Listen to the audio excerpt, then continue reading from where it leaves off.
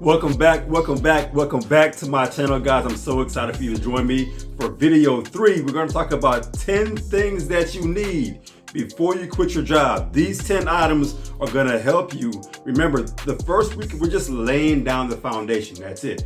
Laying down the foundation of what you need, who you need to become so that you can quit your job and go full-time as an entrepreneur. So today is just going to be a list of those 10 items. I'm not going to break down in detail all these items because that would be a long video. So in subsequent videos in the future, I'll break down more details, but today is just going to be a list. So grab your pen, grab your paper, rewind, pause, do whatever you have to do to make sure you get all the information, but let's get into it. So number 1, the very first thing that you need is to be an expert in your field. Guys, I'm not going to say you have to be the best of the best. If you're jumping into real estate, you have to be the #1 realtor. If you're jumping into Pilates, you have to be the #1 Pilates instructor. But you do have to be good at whatever it is that you do. You got to be good enough. You got to be knowledgeable enough. You have to be skillful enough that people are like, man, this person is great. And they're excited about recommending and referring you to their friends, to their family, to their coworkers, to their church members. You got to be good at whatever it is that you do. Because if you're not good, you're not getting referrals, you're not going to sustain yourself in this business, in whatever business that you choose. So you gotta be an expert in whatever it is that you choose, okay? Number 2, books. I cannot stress enough that you have to expand your mind, expand your knowledge, expand your expertise through books. Remember they said if you wanna keep something from a person, put it in a book. The knowledge is in the books. You can save a lot of time by learning from somebody else's mistakes that they've taken the time out to write. One of the books you should get, Your Purpose Is Not For You. This is the first book that I wrote. There are plenty of books. I won't go into all the books right now, but what I will do is provide some of the benefits of books and some of the things that you should get books on. One of the first books that you should get a book on is Mindset. Look into books on mindset. Mindset is paramount. I think the #1 thing that you need in this industry of entrepreneurship after desire is mindset. So get books on mindset. Get books on entrepreneurship. Vital. Understand what it looks like to be an entrepreneur from getting books. Get books on business. You want to have books on business. Communication. Guys, it is impossible to have a successful business if you do not know how to communicate. Not just effectively, but communicate honestly and communicate in such a way where you understand that everybody receives communication a little bit different just based on who they are and their past experiences.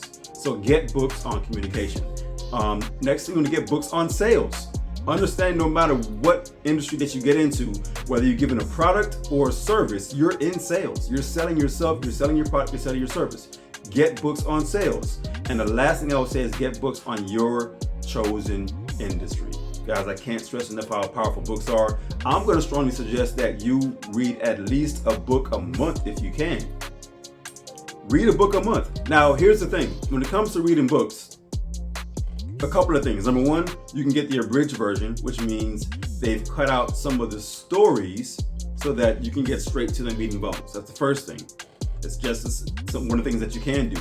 What I do personally is I get Audible and I have audiobooks and I can listen to those. Some of those books are very cheap. Some of those books you can get on YouTube. They have audible books on YouTube. But whatever it is, make sure you're getting information from books, all right? Step number 3, environment. Now, nobody taught me this. I learned this the hard way. But your environment, your physical environment is vital to your success. It's vital to your staying on task. It's vital to your vitality in business and what you're going to be doing. So your physical environment, what do I mean by that? Where are you going to be working? Are you going to get an office? Are you going to create a home office? Are you going to be going to a co-working space? There are so many different options. When I first went full-time, I would go to the office that we had, designated office that we were paying for, and I would work from a co-working space in the office. Now, I work from different coffee shops and I'm able to meet people all the time. Where are you going to work? Make sure that whatever you choose is going to be in an area and an environment that inspires you, that motivates you, that compels you to want to do some work. Don't get into an environment to where you're not getting work done. I strongly suggest you don't sit at home. Do not be at home. Get outside the house, meet somebody, be in public. If you need to be somewhere where it's quiet, look into getting co-working spaces. They're not very expensive. You can look at Spaces. You can look at WeWork. You can look at another one called Regis. You can look at another one called The Cannon. There are so many co-working spaces where you can actually pay a small sum monthly and have a co-working space. All right? Now, everyone is different when it comes to co-working spaces. Everyone's different with their work environment, so find what works best for you specifically, and that may take some trial and error, okay? Number 4, oh my God, number 4 is huge. We talked about it before, mindset. Guys, entrepreneurship is mindset. You cannot jump into working as an entrepreneur with the same mindset you had working a 9 to 5. It is not the same.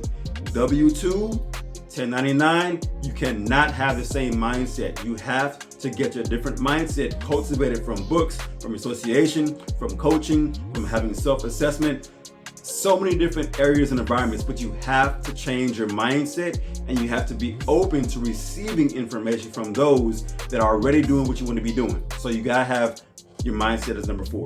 Number 5, discipline. This is humongous. Discipline is action. I like Brian Tracy's definition. You'll probably hear me say this again in other videos. Brian Tracy's definition is the ability, discipline is the ability to make yourself do what you should do, when you should do it, whether you feel like it or not. Guys, we're creatures of habit, and oftentimes when we don't feel like doing something, we won't do it. But what if you had the discipline to do something when you didn't feel like doing it? How powerful would you be if you did things when you didn't feel like doing it? Guys, discipline is a skill. The most awesome thing about a skill is that means it can be learned. You can learn how to be disciplined. In my coaching program, I actually teach my clients how to become disciplined in a particular area. So it's a choice, it's a skill, and it is an ability that you make yourself do what you should do when you should do it. Number 5 is discipline. All right, let's move on. Number 6, financial advisor. What is the point of making all this money if you can't keep what you earn? What do you do with what you earn? Guys, I'm expecting you and encouraging you to be an expert in your field. That means I'm going to strongly suggest and urge you to hire other experts in their fields. One of those fields being a financial advisor and a CPA. You got to have these. This is a part of your team for your success in business. So a financial advisor, CPA are team members that you're going to need to have. Let's move on to number 7. Number 7 is going to be your association. Guys, the people that you hang around with. They're going to either bring you up or take you down. I cannot tell you, your financial situation is directly linked to your association. I'm going to say that again. Your financial situation is directly linked to your chosen association. Who are you hanging yourself around? Who is hanging around you? You are not obligated to keep somebody in your life because you've known them for 20 years. Now, I'm not saying you need to cut them off, but there should be some distance if they're not adding value to your life. Your association is major, and I'm sure you know that already. Surround yourself with those that motivate you, that inspire you to action, that are encouraging you, and that are pushing you on to get to your goals and your dreams. Some of these individuals, you should follow them online if they inspire you. You may not meet every single person, but have around you or online those individuals that are going to feed you to where you want to be. All right, let's move on. Number 8, a daily schedule. Notice I did not say plan, I said schedule. A daily schedule. The difference between a plan and a schedule, a plan are items that are written down. It's a list of items that are written down. That's cool. You want to have a list of items, of to-do list. I should say it's to-do list versus a plan. Have a daily schedule versus a to-do list. Now, a to-do list is great to have because it lets you know what needs to be done, which is cool. But a schedule has a timestamp to it. It's not only what needs to be done, but when it needs to be done. The time that you start, the time that you finish, and the next task when you start and finish that. Have a daily schedule from the moment you get up to the moment you go to bed. Have a daily schedule. I go through this meticulously in my coaching program, and we talk about how to have a morning ritual, how to have your whole day planned out, and have an evening ritual to get you prepared for the next day. All right. So number 8 is going to be a daily schedule. Number 9, attorney. Yeah, we know they can be costly. I'm not saying you need to have this immediately before you quit, but you want to have in mind somebody that you can return to, start building a database of individuals that can possibly be in your team when you're able to start paying for these individuals. You want to start thinking about that. Now, one thing about an attorney is that it's not always going to be because you may do something. Sometimes what others are doing towards you or not doing.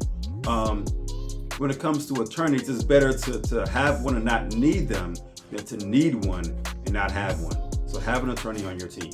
And then the last thing, before we leave, guys, the last thing that you're gonna need is gonna be a coach. Look, I wish I had a coach when I first started. I wish I would have hired a coach. And now that I'm coaching others and I'm seeing the benefit and the impact that I'm having on others, every person needs a coach. Even a coach needs a coach. We all need somebody that we're subject to in some particular area, especially the business. You gotta have a coach. The coach really should have been the first thing on this list, but it's here. They're gonna help you with accountability. They're gonna help you with staying on task. They're gonna help you with direction, clarity, focus. Now, all coaches are not created equal. You wanna make sure you have the right coach. Even if you don't hire me as your coach, I'm gonna strongly suggest and encourage you to have a coach. All right. So again, these are 10 items I'm strongly suggesting that you have before you quit. Now, there are more things that you can have, but this is just a good foundation that's set for where you're going to be going, guys. Again, in more subsequent videos in the future, I'll be going into more depth and more detail about each one of these things, but this is a good list to start with, guys. I'm looking forward to seeing your comments. Leave in the comments what you thought about this list. Leave in the comments what should be on this list in your opinion as well. And I'll see you in the next video. And I'm looking forward to it. I'm looking forward to what's going on next. Next video is going to be how I overcame the fear of quitting my job. Guys, this is a scary process. How did I overcome that fear of quitting my job? What did I do specifically? We're going to talk about it in the next video. Thanks for listening. Thanks for tuning in. And I'll see you in the next video.